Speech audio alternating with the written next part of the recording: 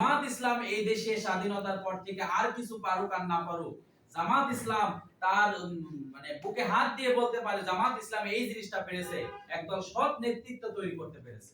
ঠিক ঠিক। জামাত ইসলামের ইতিপূর্বে যতটুকু যেখানে জামাত ইসলামের দায়িত্বশীলরা বা জামাত ইসলামের পক্ষ থেকে সমাজ পরিবর্তনের দায়িত্ব পেয়েছিল, আপনি দেখান একটা জায়গায় জামাত ইসলামের কোন নেতৃবৃন্দকে বা ওই ব্যক্তিগুলোর পিছনে আপনি 1 টাকা দুর্নীতি দেখাইতে পারবেন না। ঠিক। এই বাংলাদেশে জামাত ইসলামের 2001 থেকে 4 সাল জামাত ইসলামের 2 জন মন্ত্রী ছিল, 3টা মন্ত্রণালয় তারা চালিয়েছে।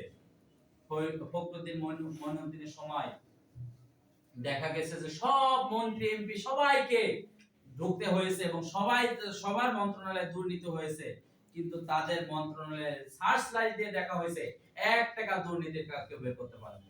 ঠিক। আমাদের এই যে পাশে আমাদের এই শহরেই একটা শিল্প প্রতিষ্ঠান ছিল, আমাদের এই সিনিকল, জগতী সিনিকল। এই সিনিকল স্বাধীনতার পর এই সিনিকল প্রতিষ্ঠার পর থেকে এই সিনিকল কখনো লাভের মুখ দেখে নাই, কিন্তু তৎকালীন শিল্পমন্ত্রী ছিলেন মতিউর রহমান নিজামী।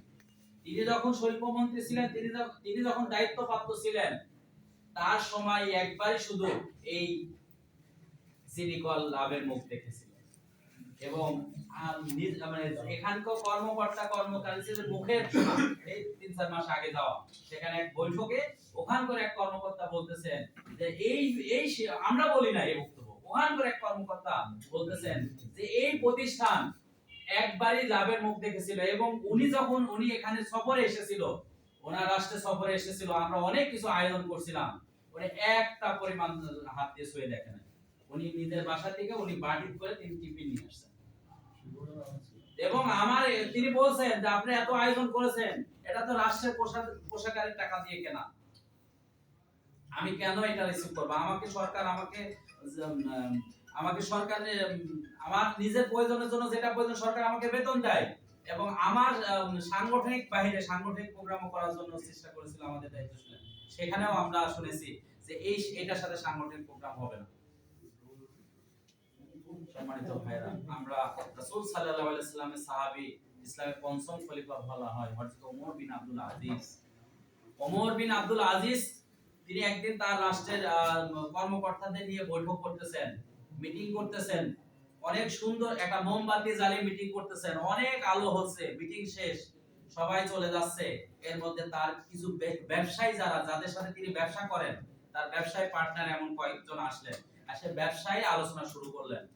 তিনি সঙ্গে সঙ্গে তাদের থামিয়ে দিলেন, তোমরা একটু থামো। তিনি ওই মোমবাতিটা নিভিয়ে দিলেন, দিয়ে ভিতর থেকে একটা বাতি নিয়ে আসলেন এবং ওই বাতিটা জ্বালালেন, মিনমিন করে আলো হচ্ছে, অথচ মোমবাতির খুব সুন্দর আলো হচ্ছিল। পরে ওনারা তাকে জিজ্ঞাসা করছে যে আমিরুল মুমিনিন, আমাদের কাছে বিষয়টা আশ্চর্য মনে হলো যে এত সুন্দর একটা আলো জ্বলতেছিল, মোমবাতিটা জ্বলতেছিল, আপনি এটা বিনা কারণে এটা বন্ধ করে দিয়ে আপনি বাতি জ্বালালেন, এটা কারণ কি? আমিরুল মুমিনিন ওমর বিন আব্দুল আজিজ বললেন যে এই মোমবাতিটা হচ্ছে আমার রাষ্ট্রের পোশাকের টাকা দিয়ে কেনা, আমার যখন রাষ্ট্রের মিটিং হয়েছে তখন এই মোমবাতিটা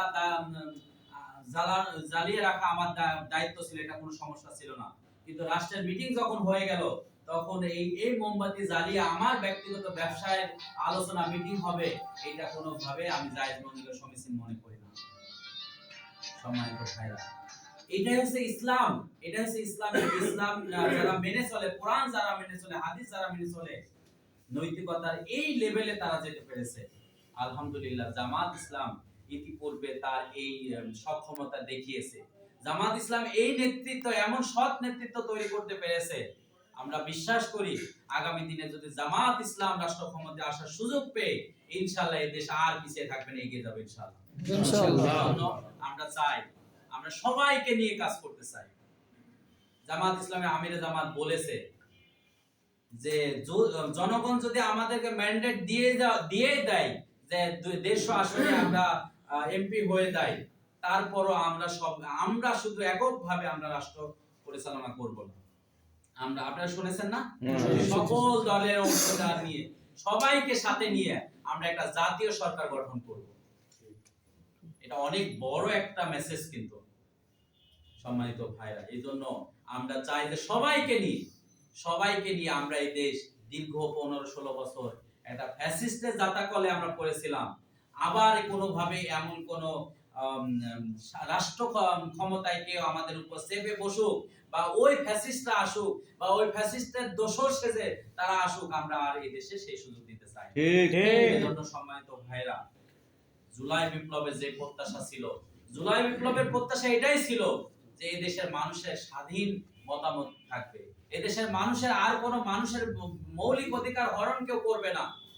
আজকে আপনার উপরে জুলুম করা হচ্ছে, আপনি নিজে খেটে খেয়ে আপনি ব্যবসা করতেছেন, ছোট্ট একটা ব্যবসা, আপনি ছোট্ট একটা কুটি ঘর তৈরি করেছেন, ছোট্ট একটা দোকান দিয়েছেন, সেই জায়গায় আপনি আপনার গায়ের ঘাম ঝরিয়ে আপনি হালাল বিজনেস করতেছেন, সেখানে কেন আপনাকে অন্যকে আপনাকে মাসুরা দিতে হবে?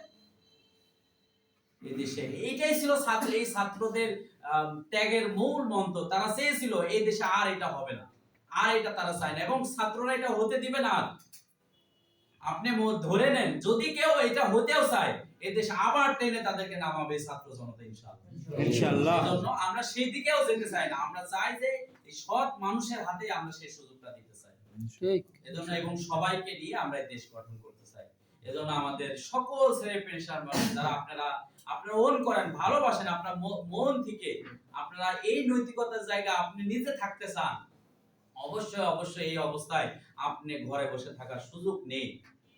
আপনি ঘরে বসে যদি মনে করেন যে না এটা হোক, জামাত ইসলাম ক্ষমতায়, বা যারা এই ভালো মানুষগুলো, সৎ মানুষগুলো ক্ষমতা আসুক, সেই সুযোগটা আসলে ঘরে বসে থাকা হবে না।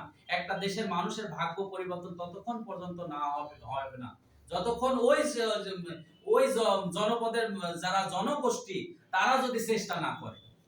এজন্য আমাদেরকে সবাইকে চেষ্টা, আপনি মনে করতেছেন, আপনি এটা ধরে নিয়েছেন আপনি দাঁড়িপাল্লায় ভোট দিবেন, আপনি এটা মন থেকে আপনি মনে করে নিয়েছেন আপনি দাঁড়িপাল্লায় ভোট দিবেন, এই পর্যন্ত আপনি সীমাবদ্ধ থাকলে হবে না। আপনাকে এর জন্য আপনাকে পরিশ্রম করতে হবে। এই ভোটের ময়দানে সবাই মিলে যদি আমরা কাজ করতে পারি, সকল মানুষ তো আসলে সচেতন না, মানুষের কাছে যেতে হবে, এই সঠিক কথাগুলো আমাদেরকে বলতে হবে, তবেই বা মানুষ সচেতনতা ফিরবে। এজন্য আমাদেরকে, এবং কোনোভাবেই আজকে কোনো ব্লগ দেখিয়ে, কোনো ওই যে আগের মতো যে 10 টাকা চাল দিয়ে ভোট নেবেন, এই জনগণ, এই দেশের জনগণ কি আর সেই আহাম্মক আছে? না, আমার মনে হয় নেই। আপনি সুন্দর একটা কার্ড ধরাই দিচ্ছেন, যে কার্ডে অনেক কিছু আছে, এই এত বোকা এই দেশের জনগণ আর নাই। এজন্য এই বোকা জনগোষ্ঠী যদি থাকেও, তাদেরকে আমাদেরকে গিয়ে বুঝাইতে হবে, ভুল যেন দেশের জনগণ না করে। এই আহ্বানটুকু আপনাদের কাছে রাখতে চাই। আজকে আপনারা অনেক সচেতন মানুষ, আপনারা এই সমাজে, এই শহরাঞ্চলে বাস করেন, আপনারা এখানে অনেক মুরব্বী আছেন, অনেক সচেতন মানুষ। আপনাদের যে ক্ষেত্র আছে, আপনার এর জন্য আপনার মানুষের দাঁড়ে দাঁড়ে প্রতিদিন সকাল বিকাল সারাদিন কাজ করতে হবে, বিষয়টি এমন না। আপনি একটা প্রতিষ্ঠানে জব করেন, সেখানে আপনার সার্কেল আছে না? আপনি যে মহল্লায় বাস করেন, ওই মহল্লায় অনেক মানুষের সাথে আপনার উঠা বসা আছে না? আপনার আত্মীয় স্বজন, কাছের মানুষ, অনেক মানুষের সাথে আপনার সম্পর্ক আছে। প্রথমত এইভাবে করে আপনি এই মানুষগুলোর সাথে আপনি কথা বলেন, তাদেরকে মেসেজগুলো পৌঁছান। এর পাশাপাশি সামষ্টিকগতভাবে আমাদের সাথে যদি একটু আপনারা সব শরীক হন, একটু সুযোগ থাকে, একটু সবাই যদি আমরা সময়টাকে কাজে লাগাই, সৎ পথের এই কাজটা যদি আমরা একটু আল্লাহকে, শুধুমাত্র আল্লাহকে খুশি করার জন্য এই কাজটা করতে পারি, আমরা অতীতে জীবনে যা করেছি, দেখা যায় আল্লাহ আমার এই প্রচেষ্টার কারণে আমাদের অতীতে সকল ভুল ভ্রান্তি আল্লাহ ক্ষমা করে দিবেন। সুবহানাল্লাহ। আল্লাহ তাআলা আমাদেরকে সেই পথের পথিক হওয়ার তৌফিক দান করুন। আল্লাহ তাআলা আমাদের এই সুযোগ, এই সময়টা আল্লাহ তাআলার পক্ষ থেকে বড় একটা নিয়ামত। এই সময়টা আমার আল্লাহ তাআলা, আমি বলেছি শুরুতেই যে কোন সময় আমি এই দুনিয়া থেকে চলে যাব কেউ জানি না, কিন্তু এই যে আপনার কাছে যতটুকু আপনার হায়াতে জিন্দেগি আছে, এই সময়টা যদি আপনি সৎ পথে, ভালো কাজে, দ্বীনের কাজে, হকের কাজে, ন্যায়ের পথে যদি আপনি ব্যয় করতে পারেন, আল্লাহ অবশ্যই এই সহিহ নিয়ত যদি আপনার এই কাজে থাকে, অবশ্যই এর মাধ্যমে আল্লাহ তাআলা কাল কিয়ামতের দিনে আমাকে আপনাকে সবাইকে মুক্তি দিবে ইনশাআল্লাহ। সেই মুক্তির আশা আমাদের উদ্দেশ্যই এটাই, শুধু যে আমরা আল্লাহর সন্তুষ্টি অর্জন করতে চাই। এই ক্ষণিকের এই পথ আমরা পাড়ি দিয়ে যখন সেই অনন্ত পথের দিকে যাব, সেই জায়গায় শুধুমাত্র আমাদের এটাই লক্ষ্য যে আমরা যেন আল্লাহর সন্তুষ্টি অর্জন করতে পারি।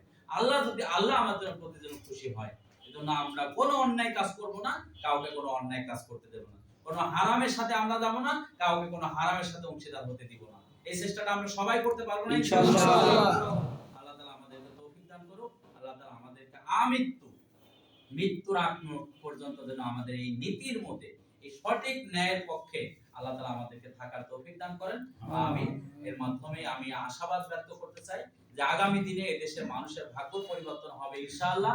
দেশের মানুষের মধ্যে আমরা সবাই জানি যে সারা বাংলাদেশে মানুষের যে একটা জোয়ার তৈরি হয়েছে মানুষের মধ্যে। আমি ওই যে যখন হাসিনা ছিল, আমি তো তখন ছাত্র সংগঠনের দায়িত্ব পালন করতাম ঢাকায়। খুব মাঝে মধ্যে অনেক মুরব্বীরা অনেকে হতাশ হয়ে কথা বলতো যে আর কি হবে, হাসিনা মৃত্যুর আগ পর্যন্ত মনে হয় আর এই দেশ এই অবস্থায় থাকবে। তো আমি একটা কথা বলতাম যে মনে রাখবেন, এই বাংলার জনগণের বুকের মধ্যে একটা বোমা তৈরি হয়ে আছে। এই বোমা যদি বিস্ফোরণ হওয়ার সুযোগ এই জনগণ কখনো পায়, দেখবেন যে এটা কিভাবে বিস্ফোরণ হয়, এবং সেটা দেখেন 5 আগস্টে সেটা হয়েছিল। এজন্য আমি মনে করি আজকে সারা দেশের মানুষের মধ্যে একটা বোমা তৈরি হয়েছে। এটা মানুষ শুধু ওই 12 তারিখের জন্য অপেক্ষা করতেছে। অনেক মানুষ আছে একদম খেটে খাওয়া সাধারণ মানুষ, তারা বলছে ভাই আপনি ভোট চাওয়ার কথা আমাকে আর একবারও বলবেন না, তারই ফলে আমাকে ভোট দিতে এটা বলারই দরকার নাই। ওই দিন এক সবজি বিক্রেতা এই বাজারের মধ্যে বলতেছে, পাশে লোক আছে, উনি আমাকে করতেছে ইশারা